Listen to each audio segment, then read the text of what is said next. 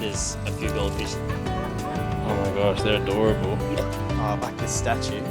Oh yeah, this is a nice day. The spider kill it with fire. My name's Matthew, and I have an aquarium shop pretty much running out of my garage and garden.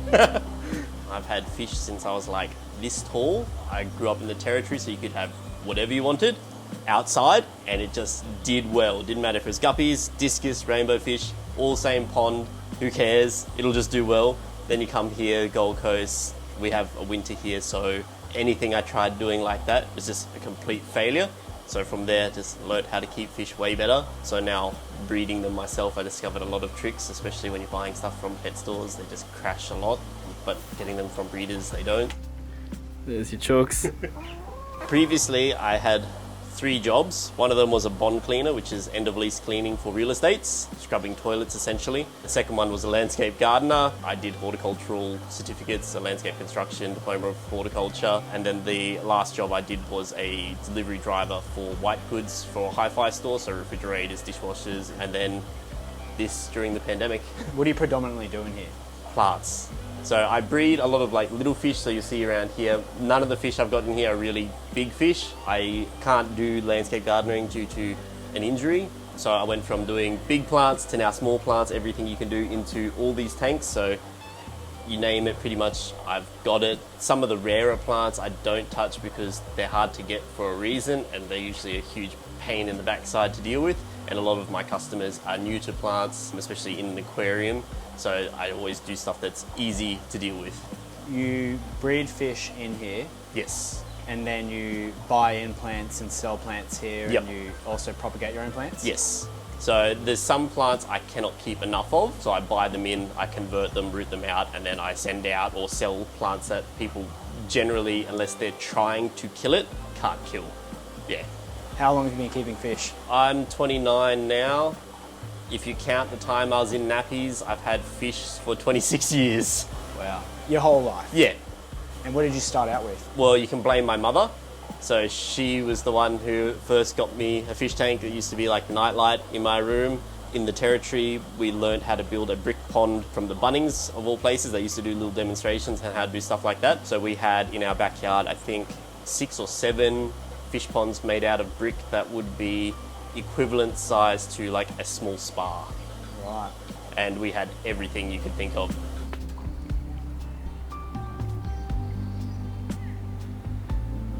How many tanks do you have? Are we including Kmart tanks? Let's Do just they include- count as real tanks for people? Let's just include everything. Okay, 20, 21, 27, at least 50.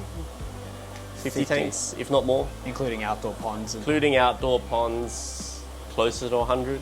So you use your outdoor ponds to culture fish and plants? Yes, depending on what time of the year it is what fish I'm keeping outside. So some fish do well outside all year. Some fish that are considered tropical fish that must be inside for winter can still be outside if you've got the right position. What fish are you predominantly keeping here as well? Guppies. I have a soft spot for guppies, but now rice fish have become more popular and I've gotten my hands on different varieties. I have a lot of rice fish now as well. I still have platies because platies were like one of the first fish I ever had and bulletproof. They always look nice, especially you get a nice red or sunset platy. When you're setting up a tank, what is the way that you try and set that tank up? I always do the same thing I would do if I was landscaping. I start with the hardscape and building up the substrate. A lot of people when they set up a tank, they want this much substrate. It doesn't work. You need that much substrate, otherwise you can't root out plants. The deeper substrate will also culture all your beneficial bacteria. You'll notice in pretty much all the tanks there may be some sponge filters, but a lot of them only have air stones, and that's because the substrate is the filter. The nitrifying bacteria also helps put the nutrients at the root level for all the plants I grow, so it just is a self-propelled system. And now, is this your full-time job basically, or do you... It's my full-time job with doing some garden plants, yes. So what I do from just one room in my house is enough to pay the cost of all the supplies I need for it, as well as my living costs. I've only been running this properly as a business for a year. As of next year, it'll be something that will be profitable as well. You can take us around the whole place and show us what you want to start with. What do you reckon the best place to start with is? The only display tank I have in here. Alrighty. This is literally the only display tank I have in here, and it has also turned into something that is really good for propagation. So all these plants in here are all just different types of sword plants. A bar 2, which is the Java fern, which is Thor's hammer, and the bucephalandras that I've got in there. Apart from that, they're all different types of Amazon swords. And there's some little guppies in here, so these koi guppies. Yes, so these are the koi guppies. I've found the only thing with the koi guppies is they do not breed 100% true. So you'll see this female hasn't got no red cap, and even at that small age they're going to breed, and then you see the males are all getting the red caps on them. But anything that doesn't actually breed true or doesn't sex out to look the way it should ends up going into a $3 bin for the fish, that when people come buy some plants, I just say, here's some fish, buy them cheap. So the bucephalandras, do you have any tips for growing those? Yeah, don't try to do it immersed. I tried growing them immersed and it was a spectacular failure, because as soon as we got a really big temperature change, they just failed big time. So for all those who don't know, immersed is? Out of water. Out of water. So if you're keeping them in a humid environment out of water, and then you're trying to be cheeky and grow them faster and propagate more and then make a lot of money out of it, it won't work the way you want it to. I also found that the lower light spectrum that you have, the better. So I tried being, again, smart and thinking, okay, if immersed doesn't work, I'll do them submerged and then under hydroponic grow lights. It ended up cooking them or getting them caked in algae, which then caused them to struggle to survive. I chucked them into this tank or into these ones with lower light, and they did way better. These tanks are quarantine/breeding tanks. The way it was meant to originally work, but because I can't contain myself and I saw, oh, fish I want to buy, it just kind of fell apart. But what it was meant to be was have the colonies, like say the koi guppies in here, get out the big females that are pregnant, chuck them into here. When they drop the fry, take the females out, raise out the fry. This is the only tank out of the 20 that I've actually done it with, and you can see the results speak for themselves with the Moscow Blues. All of these guppies came from one female, and that was about 2.5 months ago. They're fantastic. So you just would take a female out of the colony, drop them in a tank, let them drop the fry, and then remove that big female? Yep. Oh, wow. Just because it's a lot less stress on them, because the males are always chasing the females, even when they're dropping fry, and it just means you will lose fry to opportunistic feeders. The other thing too is you get the growth all like... Yeah. They're all the same. If I wanted to get better results, I would have taken out all the males that are sexing out now, and the females will then grow faster instead of them getting impregnated by close relatives. So I'll have to move them back into the colony and then let the other males that come from different lines impregnate them again. What are the plants in here? So those are pygmy chainswords. They're one of my favourite carpeting plants because you don't need CO2, you don't need high light, and you don't need know how to grow a plant for it to succeed. Do you sell many of these? Yes. It's the cornerstone of my business, you could say.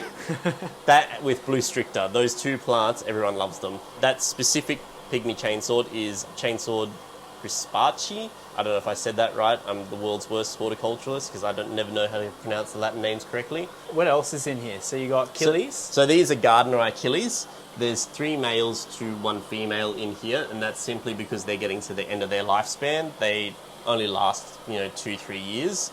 I've actually crossed them with the blue and the gold gardenerized. You see that male's starting to struggle. As they get older, their swim bladder starts to go and they just start floating at the surface. No plants really in there. No, so the duckweed is the heavy lifter for a lot of these small tanks. So you see there's only air stones in there, there's no filtration, just the gravel. And you can see how much mulm is in the bottom there. I sometimes scoop out with a net, but I generally don't gravel vac. Especially with the gardenerized, they seem to be like crap machines and just always leaving a filthy mess. But that tank has never had a water change since it's been set up. Actually, none of the tanks in here have really had a water change unless I've had any health issues with the fish. And it's just the duckweed doing all the heavy lifting for taking all the stuff out of the water. Wow. And what are the guppies in here? So those are a snowball platinum guppy.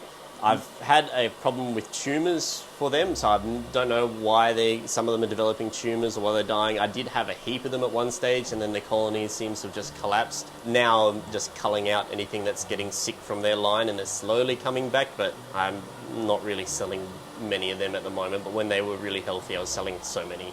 Yeah, they would be super popular. I've never seen them. So we've got your Bozemanis down here. Yes, so they came from a local breeder. They were actually a colony of 16 These were the 4, 2 males, 2 females that I separated from that main colony, and luckily I did because I spent way more than anyone should on rainbow fish for that colony. Do you mind us asking how much you spent? So I spent 500 for the 16 of them with the intention of spamming them as breeders. But the main colony that I put into a 5-foot tank got hit with the Camellaris bacteria, and inside of a week I lost all of them except for these 4. I had no clue they were selling for that much. They must be, if they're big, yeah. Yeah, they were all big breeders. They all had that nice colouring. These were actually the 4 smallest ones out of the 16. So the males now, they're not as turned on as they were this morning, but they've still got some nice colour to them. No, they're awesome. They're one of my favourites. Like, I really like. And the success story from them in here, there's I think 6 or 7 Bosmani hiding in that tank somewhere. Progeny. And that's 12 months of growth for those Bosmanis to get to that size. That's crazy. In unheated tanks. So you grow these outside? Yes. I successfully got 2 to a larger size inside, but I'm not as gifted as some people in this room at feeding baby rainbow fish that look like eyelashes, so I'm just the person, I'll breed it. Oh yeah, it got fry. Do you know what I'm going to do? Chuck it into a pond with green water. And then when it starts getting too cold, I just sift through everything in there and then see what my reward was. Ram's horn snails.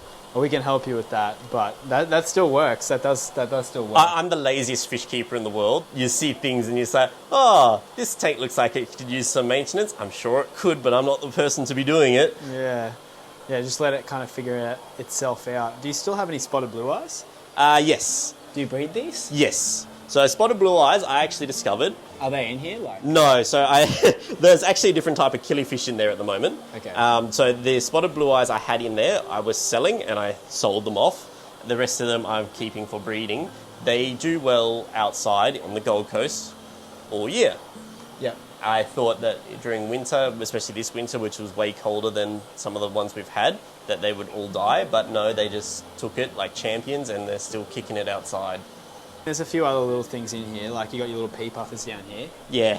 So for all you that don't know, these are very hard to come by here in Australia. They're becoming a little bit more available.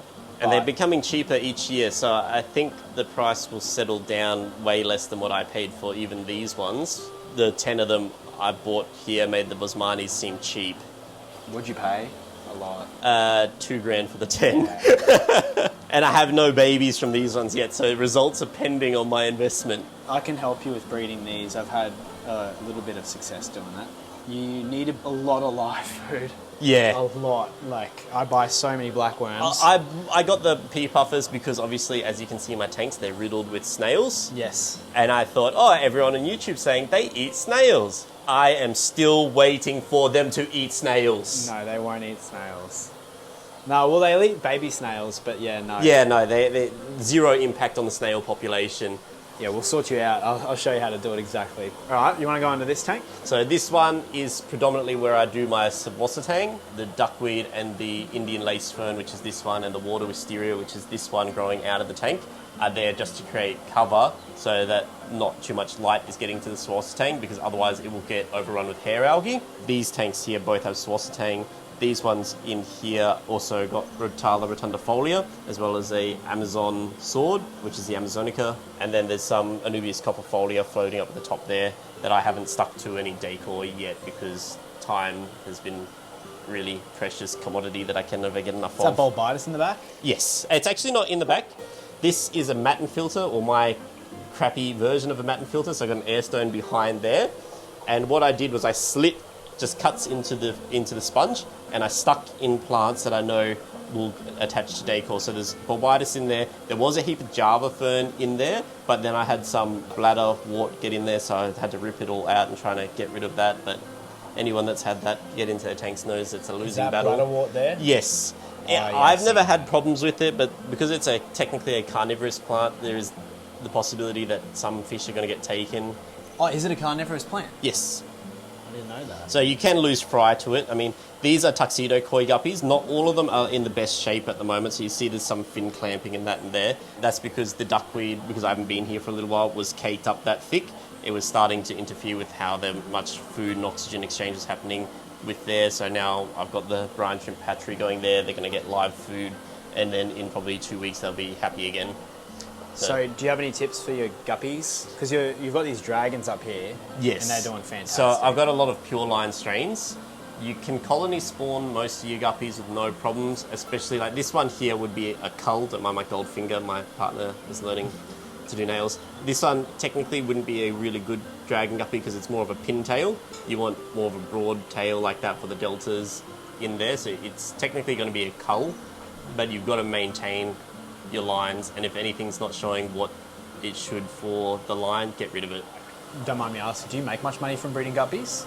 In terms of volume, yes, because if I put all the culls into one tank and I sell them for $1 to $3, if you make 500 guppies, it's a no-brainer. Yeah. Pure lines, I sell for a bit more, so you see like these ones are $40 per pair. So if you're a really big fish nerd like me and you see a guppy and you're like, oh, I need that strain, you don't think twice because it works out to be $20 each. Depending on what strain they are, they can be cheaper, they can be more expensive. I find that these ones particularly don't breed as heavily as, say, like the Moscow Blues. So like that spawn was one female. I've never gotten anything that size from one of these females. And then substrate, there's nothing fancy in any of your tanks, really? No, so this is the cheapest substrate I can get, which is you go to Bunnings, you buy their coarse paving sand, and you wash the crap out of it.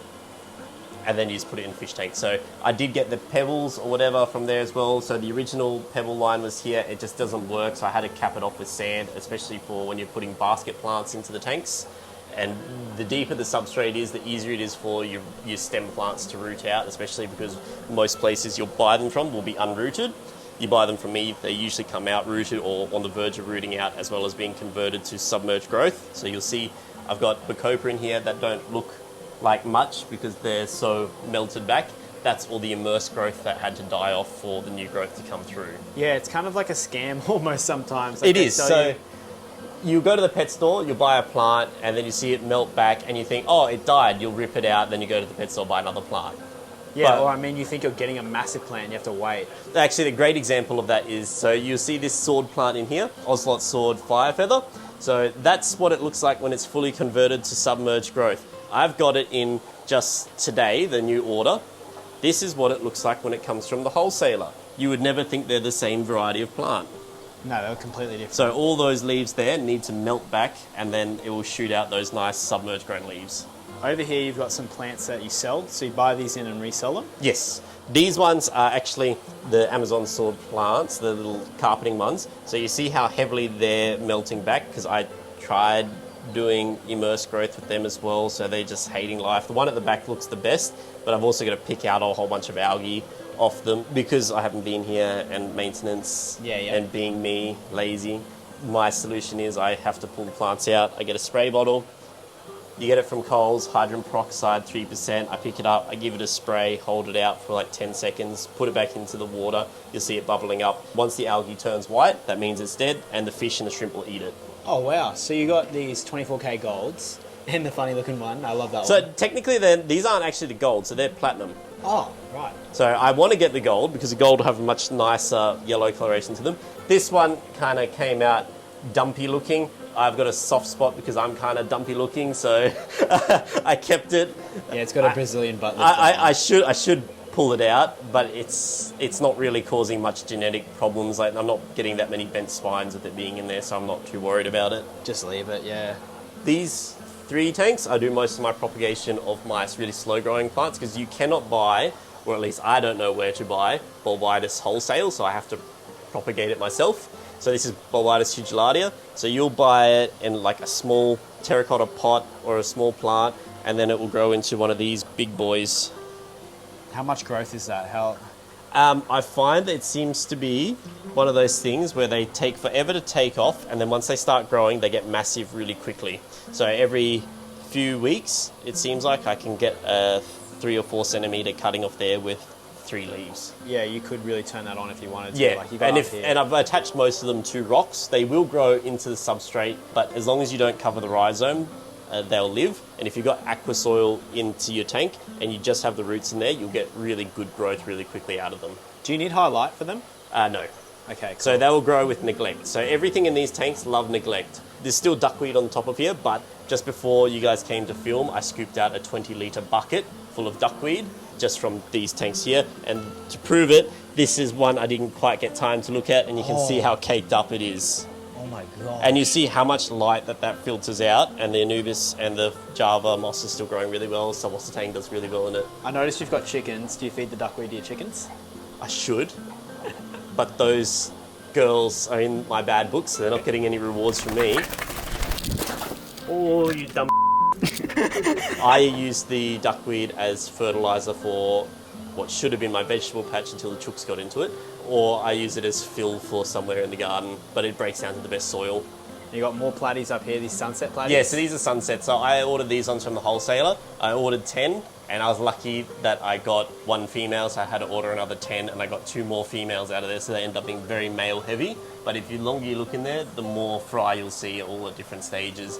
And being in a 5-foot tank so heavily planted, I don't need to worry about the parents eating the fry because they're never going to find all of them.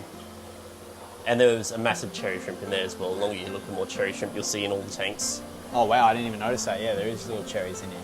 I did at one point have Trebensis in here, and I kind of reverse culled my cherry shrimp, so I ended up with a whole bunch of clear shrimp. But after I took them out and let them try to settle back in, all the red cherry shrimp started reappearing. There's also a different type. Are these glass shrimp? Yes, so I got the North Queensland algae shrimp, thinking that they're going to be like a Mano shrimp that you see on YouTube in America. They're not. They do not do as they're advertised to do and eat algae. They just sit there and do the same thing cherry shrimp do, which is, oh yeah, this is a nice day, have fun picking out the algae. Yeah, they don't do anything. They don't do anything. I'll try anything if it means I don't have to do work. And so far, it's been the pea puffers not working out. It's been the algae eating shrimp not working out. That's fish keeping, man. It is. I found the best thing for hair algae, though, has been rosy barbs. Yes. So rosy barbs will eat hair algae way better than Siamese algae eaters will. So have fun with that knowledge, anyone who's trying to control their hair algae. Cool. And we got these tanks. So we got... These are all the fry from my spotted blue eyes, as well as some chili endlers. So I had to double duty it in here. Well, actually, I had quadruple dutied it in here because I've got some peppermint plecos in here and I've got Bloody Mary shrimp in here. Believe it or not, even with as many tanks as I have, I do not have enough tanks. So I had to put the chili endlers and the spotted blue eyes in together. Yeah, these are some really cool endlers. So these, what are these ones? The chili endlers. Those are chili endlers? Yep. Ah, I've never seen them. You know you're far down the rabbit hole when you're keeping all different types of endlers and all different types of guppies. Yeah, definitely. What are these ones, baby tears? No, that's pearlweed. Pearlweed, that's out of the So plants for pearlweed long. is my favourite plant that was really hard to find, but it shouldn't be because it grows so well. I sell out of it nearly as soon as I list it onto my website because it's a kick-ass plant. You can have it as a carpet, you can have it as a hedge, you can have it for spawning, whatever you want. It loves high light. It doesn't care if it floats. It doesn't care if it's planted into a substrate. It will just rock it. Your little algae shrimp there. Balloon mollies in here with the sword plants.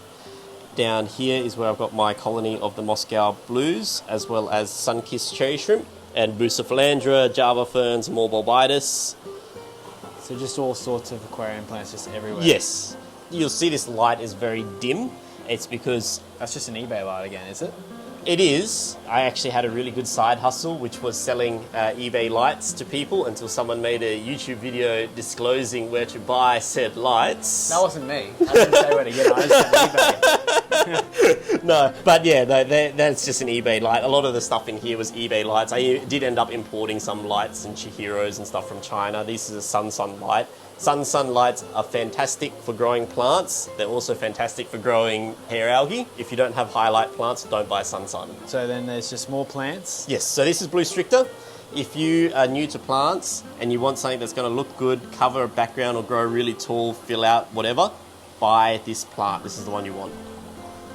And then you got more plants. More plants. More So pearlweed. this is pearlweed. This is the order of Amazon swords that came in today. Oh, sorry.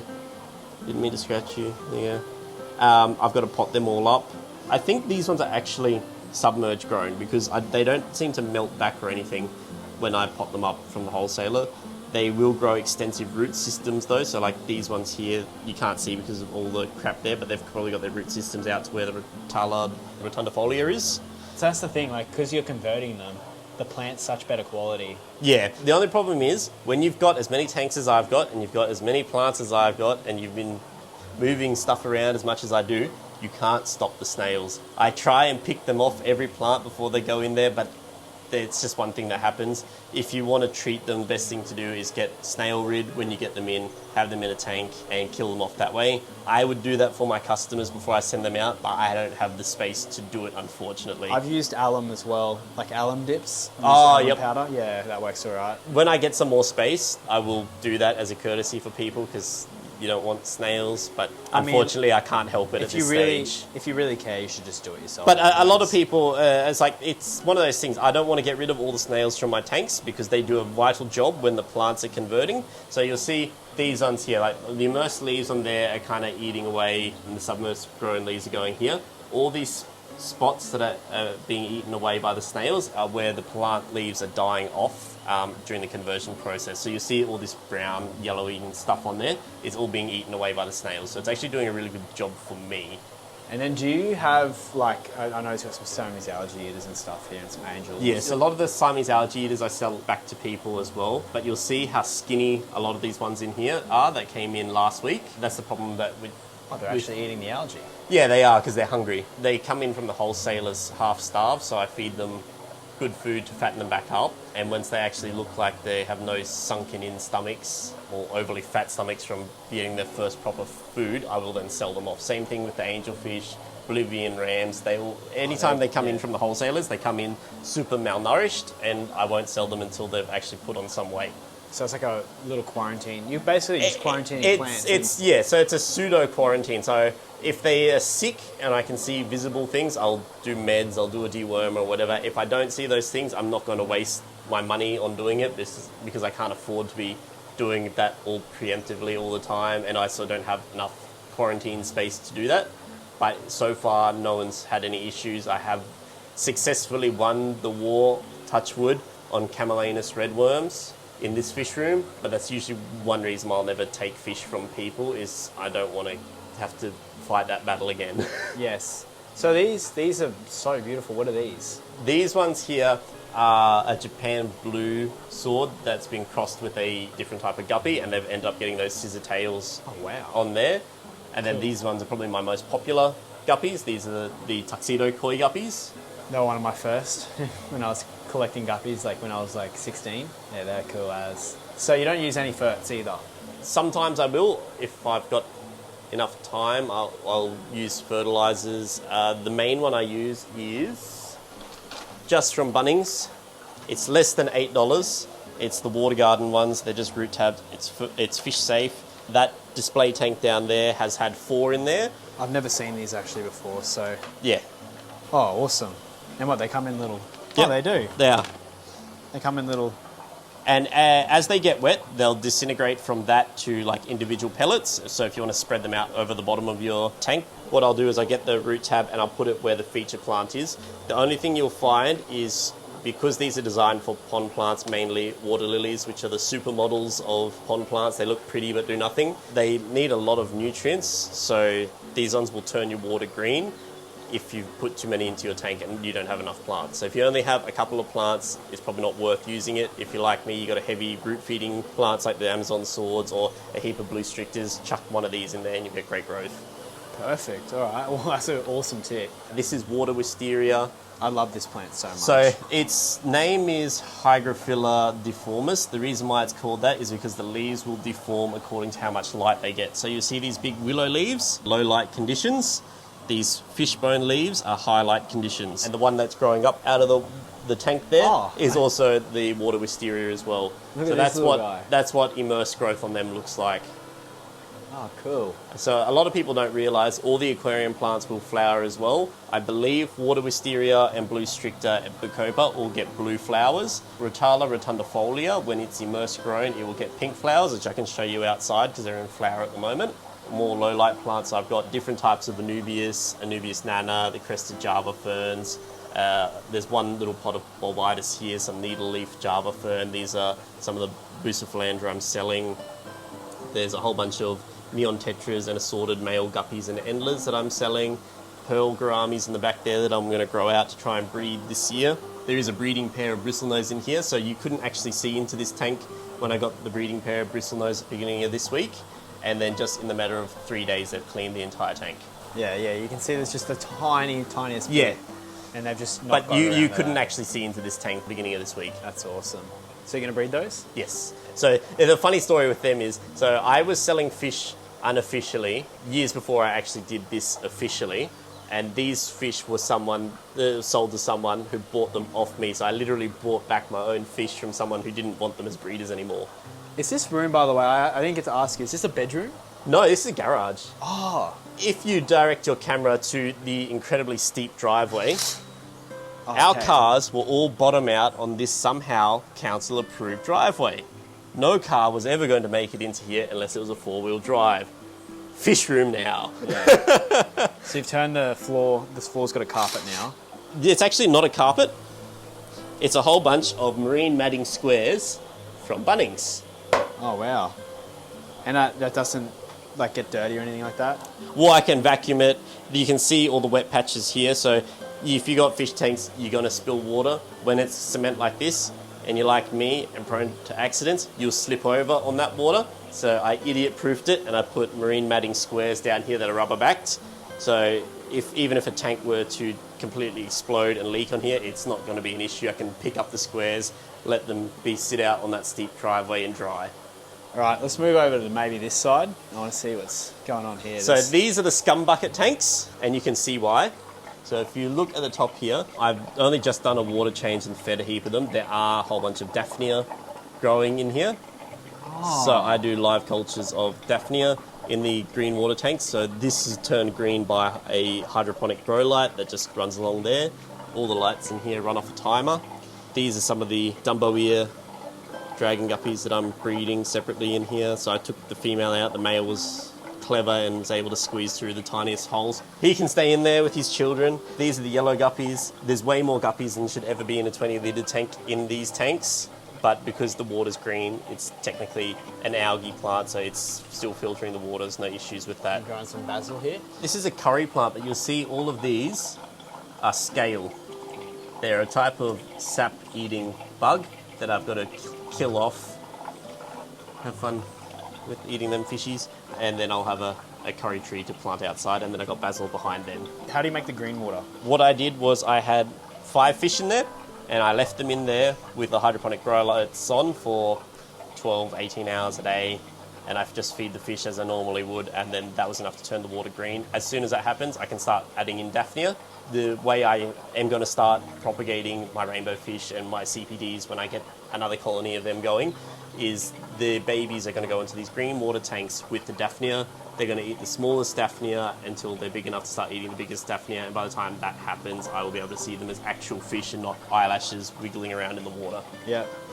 And what's happening down here? There's one clown killifish that I spawned, which is just there, and some baby guppies that I put in there. There's that little clown. Yeah, so that's the only survivor of like 8 babies, just because I've never spawned anything so tiny. So you think rainbow fish are tiny, clown killies are smaller. These are garden eye killifish babies in there. There's a heap of them in there. Yep. In bottom here is more garden eye killifish babies that hatch out, because the garden eye killifish eggs take 3 weeks to hatch if you've got them in water. So I never put mine into peat and like keep them moist or dry them out. I just do them all submerged in water until they hatch. And then I get a pipette, and then I take them out of the containers that I hatched them in and put them into these dirty buckets. So this one is baby Bosmani rainbow fish. You'll see one swimming down there. And then this one's got 2 more baby Bosmani rainbow fish, which is a really low hatch rate for how many eggs I was getting. But because I'm not here enough to feed them all the time, the survivors are what they are. What are these? Just tubs, 30-litre tubs? Yes, so I went to the reject store and I bought the cheapest tubs that I could that would work for me. And I've grown in here is Telenantheria, which is a red plant. In here was the Alternantheria. In here I read mini. I was doing them immersed. They do much better immersed, and then converting proper plants over than it did me flooding the tub. If I do them again, I'll do them immersed, and then I'll just do cuttings and convert the cuttings because it was actually easier. So some plants grow better immersed than they do submerged.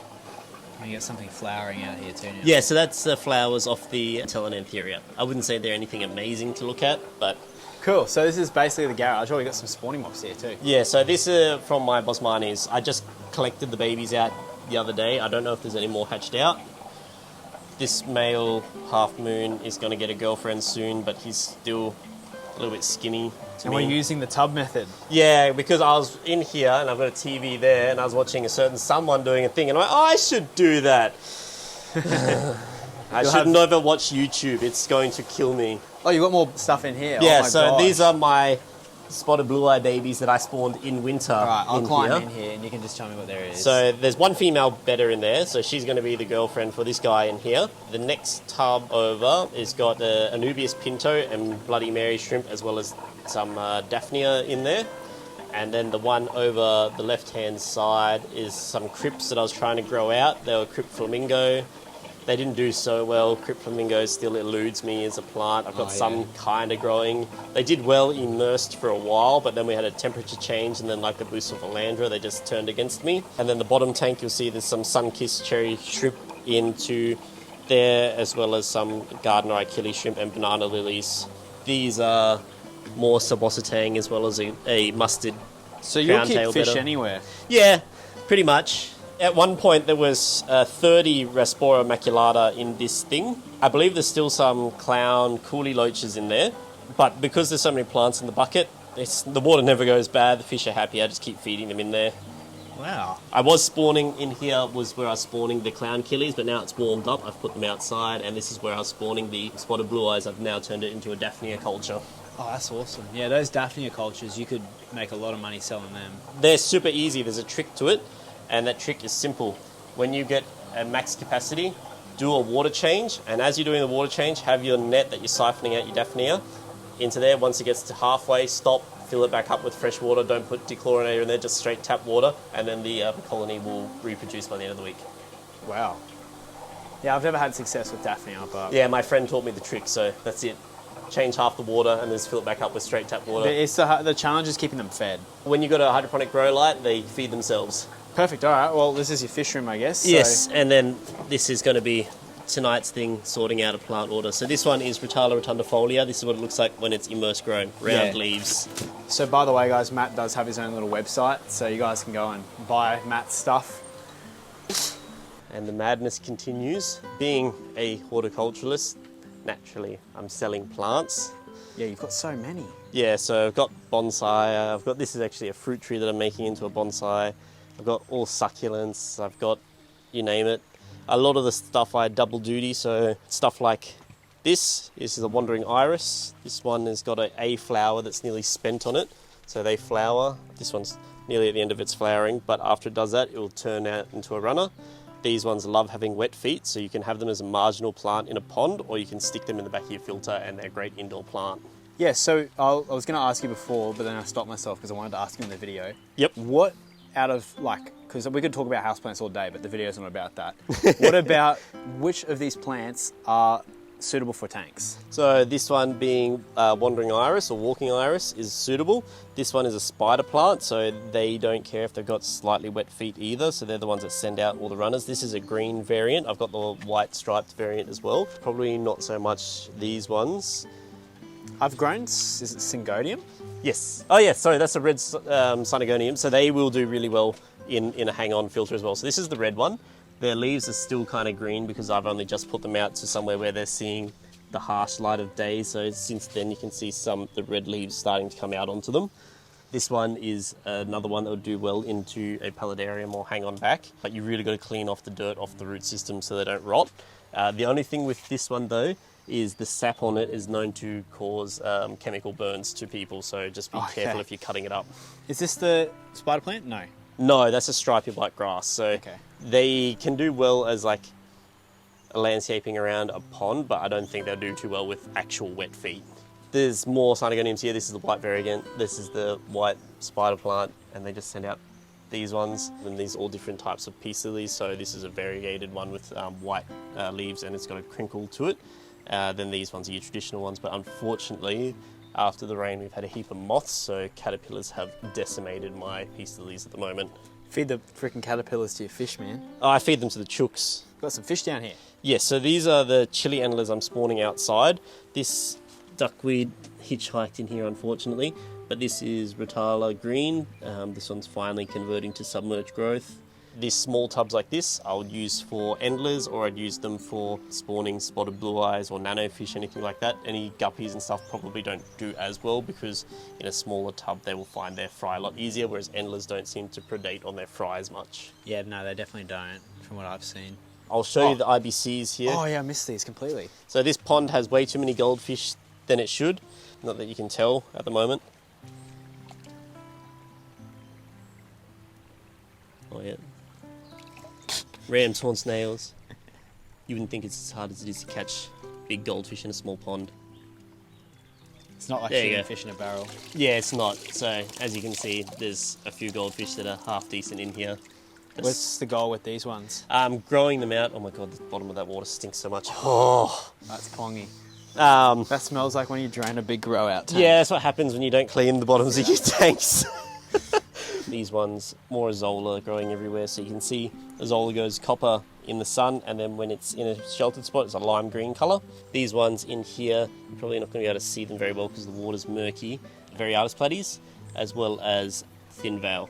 So if you are ever considering selling fish or plants from home, grow thin veil because it's the thing that runs out of the wholesalers every time it floods, which has happened several times this year.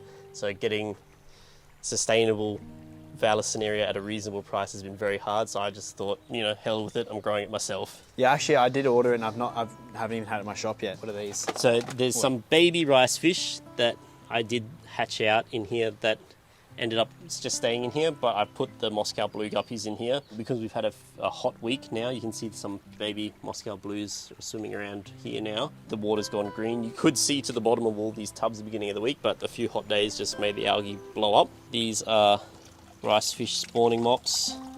There may not be many eggs in here because this is only a new mop. By new mop I mean I just put it in. It's a disgusting old mop, but it still works. So there's not going to be as many eggs on here as there will be for the tiger rice fish, which are around the other side.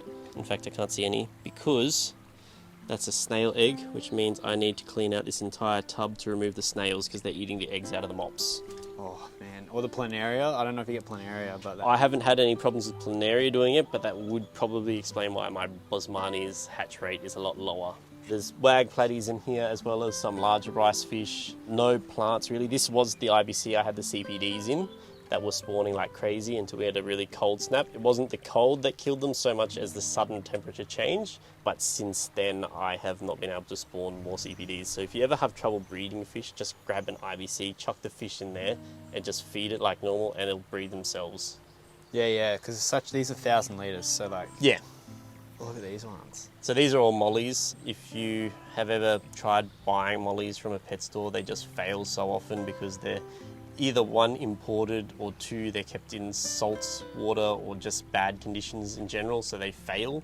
So I have taken it upon myself to breed my own. In here is where I've got the koi guppies, the gold ones, and then all the plants that are in the bottom here is guppy grass. It looks like crap when it's kept out in the sun, but it actually does quite well. So even though this looks sun bleached and dead, it will come back. So this little bit of green stuff here, if you put it into a shady area, it'll just go crazy. So this is the IBC that the spotted blue eyes are in.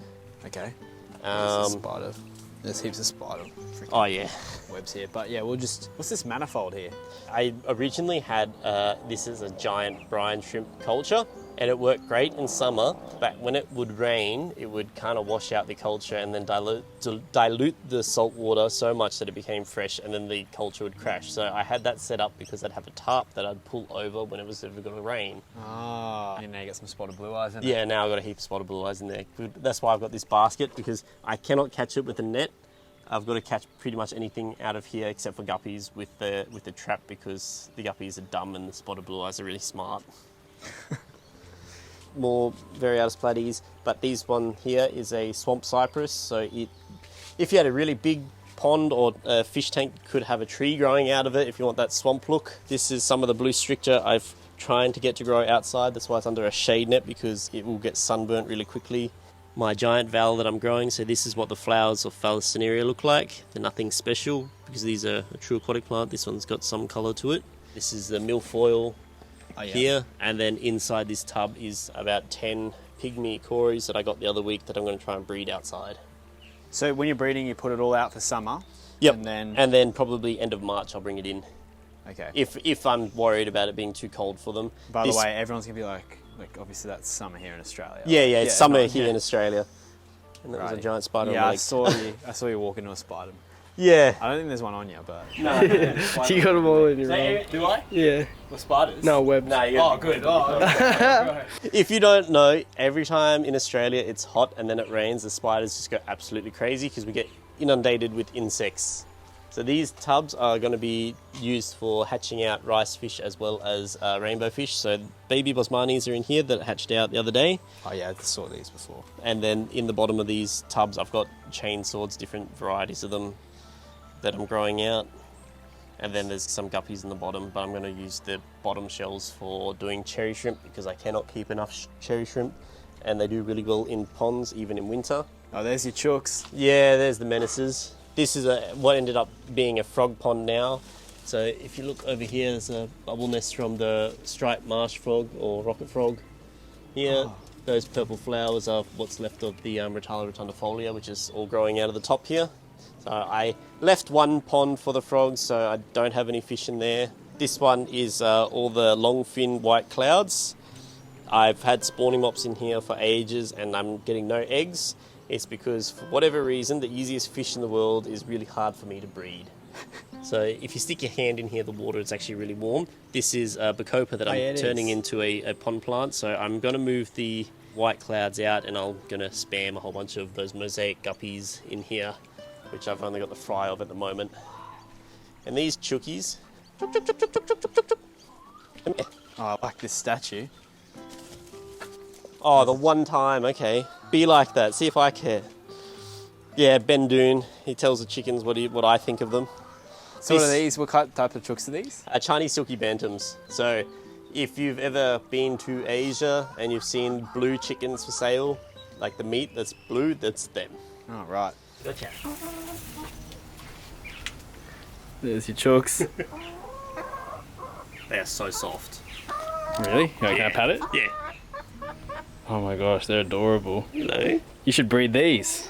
Everyone who sees them wants them. Yeah, you should. If I could have a rooster in suburbia, I would. What about this other one? Hey, you want to get in the camera too? That's the other one. Don't you do it. No. Oh, you dumb. They can't fly at all. Like regular chooks can kind of flap up a bit. Yeah. This is my Daphnia culture that survives outside. That's so cool. That's so cool. And the reason being is there's a 2-story house just on the other side of here and it keeps it shaded all day so the water temperature doesn't get too hot. If the water gets too hot, the Daphnia crashes. Okay, so these just stay in the shade all day. Yep. I don't feed them anything, they just self-sustain. I think it's because this swamp cypress's soil is leaching out into the water. Do you get much predation outside in your ponds? Not really, no. Okay, no birds or anything like that. I think the birds know better. Okay. And also, believe it or not, these chickens have real attitude, so any bird that lands on the ground here gets bull rushed by them. That's so cool. There's platies in here, and then some dragon guppies, and then there's blue dream shrimp in the bottom. With Vallisneria, more Azola, and then these are more koi guppies. This is what they look like when they're outside. You see the coloration on them is much better. Heaps better. So if you expose any fish to natural light, they color up way better for some reason. I don't know if it's the UV or what it is. And then in here is just more the thick giant val and bacopa. This one, which is a mess. There's Pacific blue eyes in here, more thin val, and some angelfish. Yeah. Because why not? You could grow out these angelfish so big in these outdoor ponds. Oh yeah, when they get bigger, they're gonna start eating those blue eyes, so I'm gonna have to find somewhere to put them soon. Yeah, definitely. Angelfish are named angelfish ironically for anyone who doesn't know. Yeah. We got this. What's this one here? Oh, we got the chooky. Oh, nearly.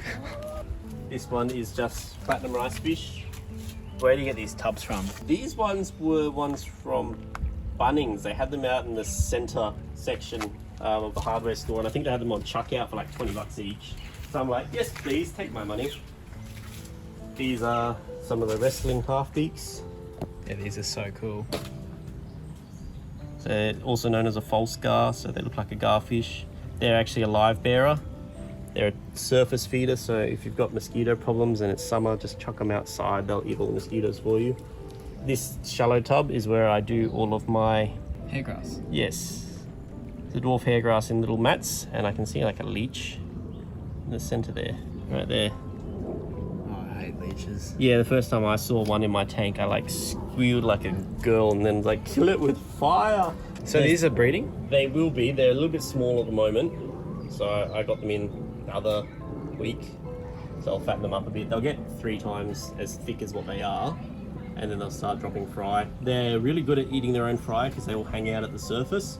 So you want to have some safe spots. So this is the Japan hydrocotyle that they'll probably hide in, or they'll hide in the swamp cypress that I'm rooting out in here. I don't know if there's a fish in here or not. Sometimes I see movement and I don't know if it survived or if it didn't survive. I was trying to breed the guppies in here and I think she was smart enough to jump out into the main area. So not all hacks work, sometimes you need a lid, and I didn't have a lid. These are clown killies. So Oh yeah. there's 2 large males and 3 girls in there. The eggs on them are absolutely tiny, so I'm just going to see if they can colony spawn in there, because some people can get them to spawn in the tank by themselves and they'll be fine. So I'm just going to see if I can do it outside. In here, these 3 blue things are paradise fish that I bred last year, and they've put up a heap of weight now, and they've got their new pond mates, the koi swords. This is the rice fish hatchery. So I've got 6 or 7 different varieties of rice fish in here. Platinum ones, the black ones, orange ones, tiger ones, neon rice fish. They're all hatching out together because as they sex out, I'll just separate them instead of me having individual tubs for everything. Yeah, for sure. No, that's so cool. You get, the more you look, the more you see. These are my platinum guppies. So they've all been well behaved and stayed in their containment unit, and all the fry that are swimming around out there. So they gave birth about 2 weeks ago, and that's 2 weeks of growth on the fry outside. That's insane. What, these ones down there? Yep. Oh, wow. They're about 1.5 centimeters. Yeah, so anytime you can pond spawn them and get the parents away from them, the growth on them will be way better. In here I've got a whole bunch of orandas, fantails, and then ranchu goldfish that I'm growing out. The copa growing in here. This is what it looks like growing immersed. You've just missed the mass flowering of it. It was covered in blue flowers about 2 weeks ago. Well, I love this plant. Yeah, the arrow plants are very popular indoor or aquarium plants. Then I've got all bonsai that I grow here. So this is a swamp cypress. So swamp cypress are really good if you're doing as a bonsai and you want something to sit in your fish pond. Yeah. Just grow them. That's what's actually in here with these nymphs. So these are all nymphs I got 2 weeks ago that I'm just growing out. So all they are is a fantail that didn't get a fantail, they just had a single tail like a comet. But these are swamp cypress that I've just chucked in there to get healthy again because we had a heat wave and I forgot to water my plants.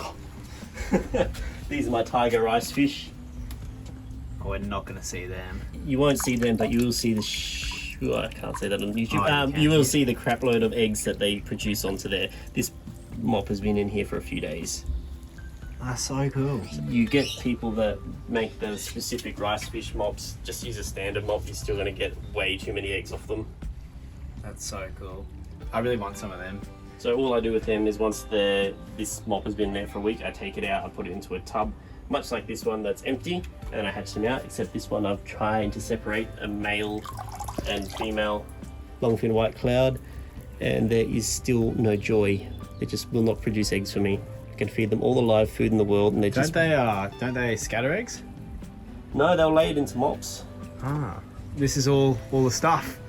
Yeah, Wow. for now. Yeah. Believe it or not, I don't have enough room or tanks for everything.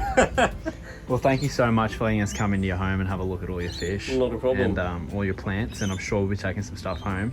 But yeah, thanks so much everyone, and thank you, Matt. Not And a I'll see you problem. guys in the next video.